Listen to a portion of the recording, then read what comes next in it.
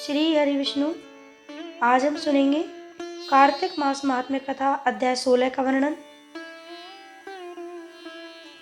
राजा पृथु ने कहा, हे नारद जी, ये तो आपने भगवान शिव की बड़ी विचित्र कथा सुनाई है। अब कृपा करके आप यह बताइए कि उस समय राहु उस पुरुष से छूटकर कहाँ गया। नारद जी बोले, उससे छूटने पर वह दूत बर्बर नाम से विख्यात हो गया और अपना नया जन्म पाकर वह धीरे धीरे जलंधर के पास गया। वहां जाकर उसने शंकर की सब चेष्टा कही। उसे सुनकर दैत्यराज ने सब दैत्यों को सेना द्वारा आज्ञा दी।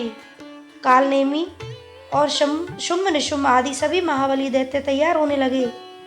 एक से एक महाबली दैत्य करोड़ों करोड़ों की संख्या में निकल युद्ध के लिए जुट पड़े। महाप्रतापी सिंधु पुत्र शिवजी से युद्ध करने के लिए निकल पड़ा। आकाश में मेघ छा गए और बहुत अपशकुन होने लगे।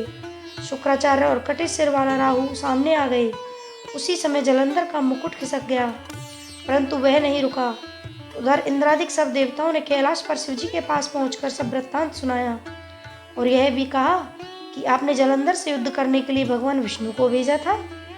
वह उसके वशवर्ती हो गए हैं और विष्णु जी लक्ष्मी सहित जलंधर के अधीन हो उनके घर में निवास करते हैं। अब देवताओं को वहीं रहना पड़ता है। अब वह बलि सागर पुत्र आपसे युद्ध करने आ रहा है, अतः आप उसे मारकर हम सबकी रक्षा कीजिए। यह सुनकर शंकर जी ने विष्णु जी को बुलाकर पूछा, हे ऋषिकेश, युद्ध में आपने जलंधर का संहार क्यों नहीं किया और बैकुंठ छोड़ आप उसके घर में कैसे चले गए। यह सुनकर विष्णु जी ने हाथ जोड़कर नम्रता पूर्वक भगवान शंकर से कहा, उसे आपका अंशी और लक्ष्मी जी का भ्राता होने के कारण ही मैंने नहीं मारा है। यह बड़ा वीर और देवताओं से अजय है। इसी पर मुग्ध होकर मैं उसके घर में निवास करने लगा हूँ। विष्णु जी के इन वचनों को सुनकर शंकर जी हंस पड़े और उन्होंने कहा, हे विष्णु, आप यह क्या कहते हैं। मैं उस दैत्य जलंधर को अवश्य मारूंगा। अब आप सभी देवता जलंधर को मेरे द्वारा ही मारा गया जान अपने स्थान को जाइए। जब शंकर जी ने ऐसा कहा तो सब देवता संदेह रहित होकर अपने स्थान को चले गए। इसी समय पराक्रमी जलंधर अपनी विशाल सेना के साथ पर्वत के समीपा कैलाश को घोर सिंहनाद करने लगा। दैत्यों के नाद और कोलाहल को सुनकर शिवजी ने नंदी आदि गणों को उससे युद्ध करने की आज्ञा प्रदान की।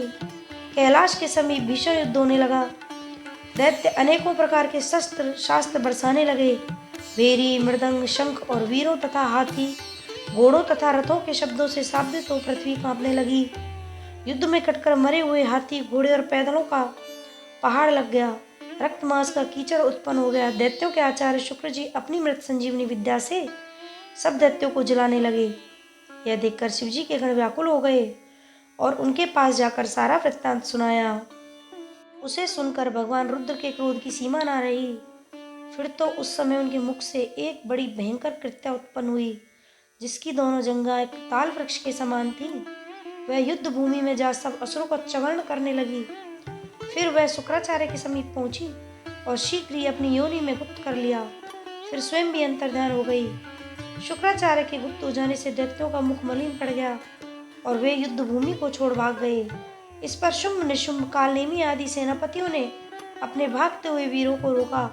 शिवजी के नंदी आदि गणों ने भी, जिसमें गणेश और स्वामी कार्तिकेय जी भी थे, दैत्यों से भीषण युद्ध करना आरंभ कर दिया।